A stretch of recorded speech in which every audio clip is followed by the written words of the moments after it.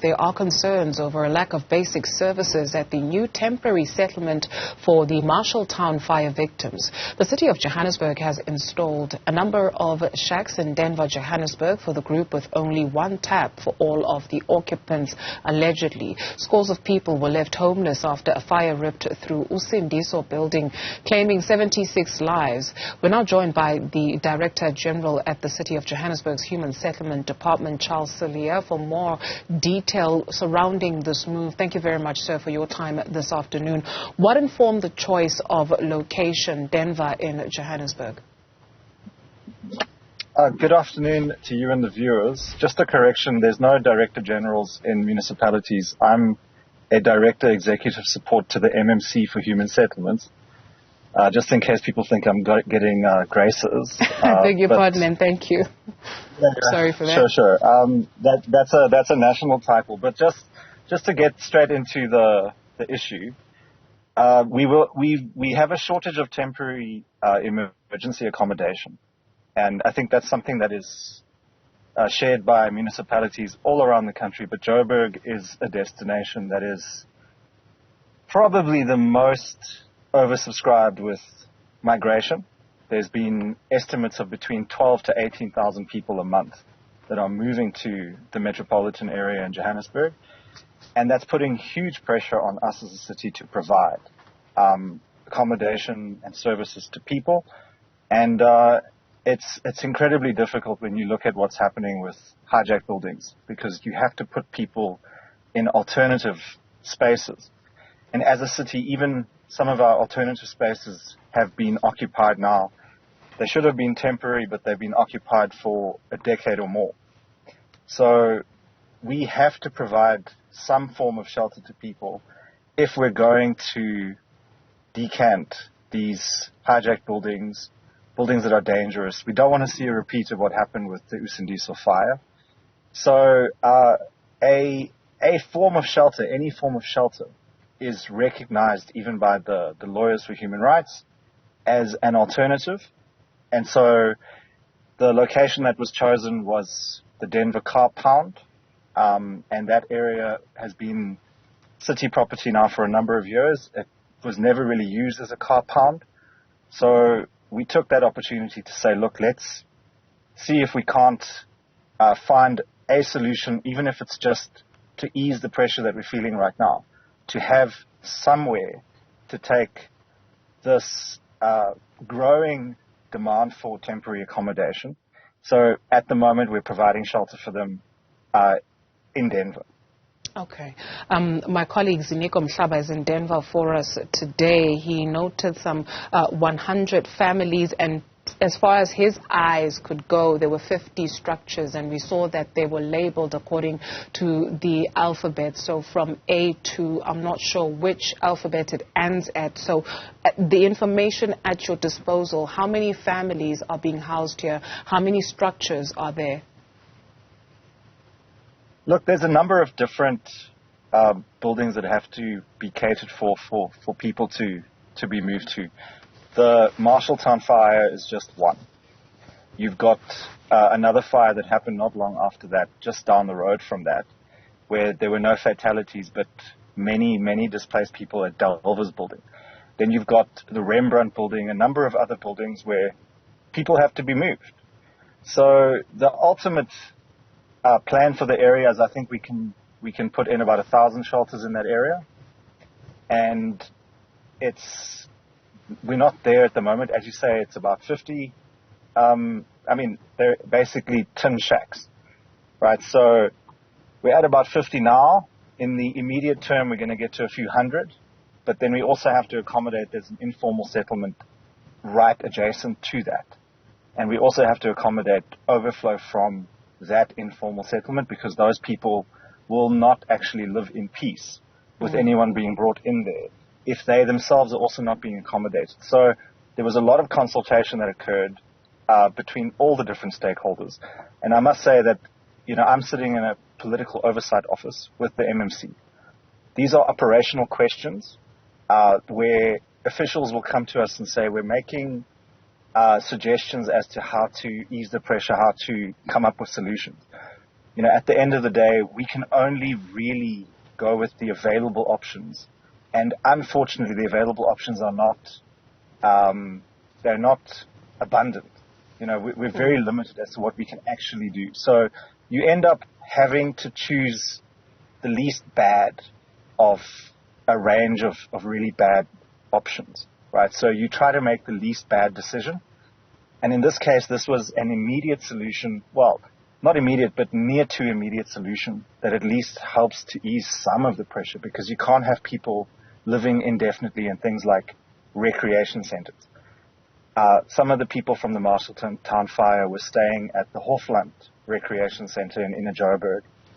And they were beginning to actually demolish the facility. They'd already broken into the caretaker's office, stolen the computers. At the point where we started to move people out and get people arrested and processed for deportation, they were starting to burn the wooden jungle gym that the community uses for the kids. So Okay. obviously, you can't turn a blind eye and say, oh well, let's not do anything. Sure. So this has been a solution for now. It's supposed to be temporary accommodation, but unfortunately, the moment you put someone into any kind of facility, the lawyers kind of insist that they have to stay there. Okay. You put anyone into any kind of facility, the lawyers just force you to keep them there. So we have to be very careful with what we do. Sure, absolutely. Because you mentioned that this is a temporary arrangement, right? And this is a settlement that is directly opposite the settlement that you have now set up for the Marshalltown fire victims. To my understanding, and it's very limited, so I'm going to rely on you, please, to help us here. This is how Diepsloot also started. It was a transition camp. And so is this temporary in the name of it being a transition camp? Because you mentioned that there's temporary spaces that have been occupied for over a decade. While we appreciate the migration issues and the challenges that they present, does the city or the department not have forward planning, not even meetings, but forecasts to take a look at that issue of a growing population and what then to do or how to respond? I think that I've been in this human settlement space now since July. I think that's when I walked into this job. So it's been a learning curve for me personally to understand the scale of the challenge, right? So if you just consider the fact that by some estimates that I've been given, we have a waiting list of about about 1 million people waiting for an RDP house nationally that are registered. I'm told that it could be as high as 500,000 just in the city of Joburg alone. I haven't seen the waiting list. I know that in terms of allocating people for an RDP in Joburg, there's a council resolution that says that people have to be on the 96, 97, perhaps up to the year 2000's waiting list. And those people then have to reapply. And on a first-come, first-served basis, they will then get RDPs that are being released now.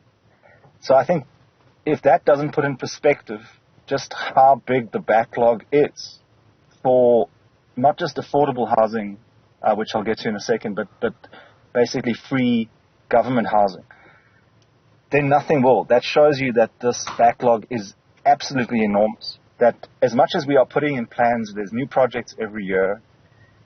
We have upwards of 5 billion rand that we can spend every year to try to address this problem. It is never enough. It's never going to be enough. And we simply can't solve this problem as government on our own.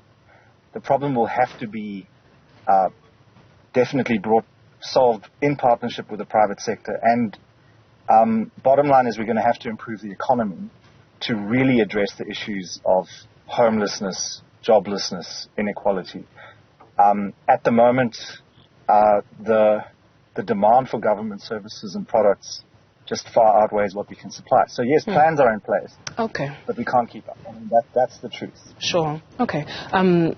Just very lastly, and I do apologize to my colleagues for this, but as I am being pressed for time, Mr. Cilliers, you spoke about these structures in Denver as we are there this afternoon as a channel, and you see let me tell you this, because we spoke to one person who was actually expressing gratitude to say, I'm so grateful that a plan has been made. While you speak of these accommodations, any accommodation is recorded as accommodation and it's fine. Does the city take into consideration the dignity in which people must at least live, right? So when you take a look at those structures with not even an engineering or an architecture mind, you can foresee problems already where you're going to be paying more than what you would have if you had done a proper job in the first place. Are you satisfied with the structures that you have provided to people in the name of any accommodation is good accommodation? Look, I agree with you that it boils down to, are you just following the letter of the law and the legal requirement, or are you doing the right thing? So we have looked at those structures, and I mean, if you haven't been to any of these hijacked buildings, it's certainly an experience to go in there and see what kind of circumstances people are living in, right? And as humble and as basic as some of those, they're shacks, let's be honest, as basic as they are, I can tell you that I would rather live there than in any of these hijacked buildings that I've been to, because those things are absolutely horrific. So these structures, as humble as they are, it's difficult to say, but it's better than where they come from. And I believe that once they're there, the system needs to kick in, that we can process these people and make sure that from there they can move on to something better. But in the meantime, we have to provide some form of shelter. And we do know that we have to provide sanitation and water services. And at the moment, we're busy building this plane in flight. But those services will be provided. They have to be provided, because we can't just simply dump the people there and say good luck. So I do know that we're following up. We have an oversight role in this department, and we do chase up the officials to say, okay, the people have started moving in there now. Is there enough water? Is there enough sanitation? Do we have to bring in more portaloos? And those questions will be answered. Okay. Thank you very much for availing yourself this afternoon. I believe you are making your way to that site, so we appreciate you taking time out. Charles Cilliers, Director of the City of Johannesburg's Office of Human Settlements, and not the Director General.